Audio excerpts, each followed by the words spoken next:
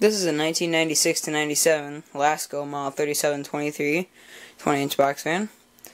Got this fan from the garbage 5 years ago, and I used it until 4 years ago until it fell and it got the blade busted. The hub broke on the blade.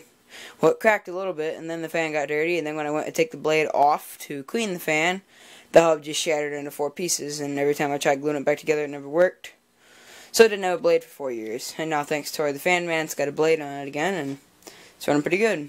It's still pretty dirty, and the cabinet's bent out of shape. Front grill I can live with, but the back grill is going to have to be replaced at some point soon. It's also going to need a new little speed ring that goes right here. You can see all that's left of it is the knob. And that's going to need a new handle because it's got some kind of screen door knob screwed to it that I didn't do. It was like that when I got it.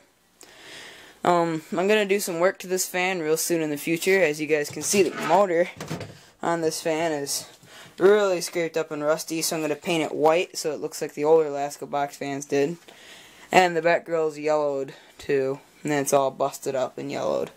It's really busted up on this side, the worst of all.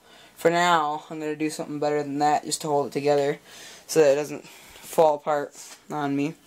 And hopefully it'll live on the fan for long enough so I can get it a new one.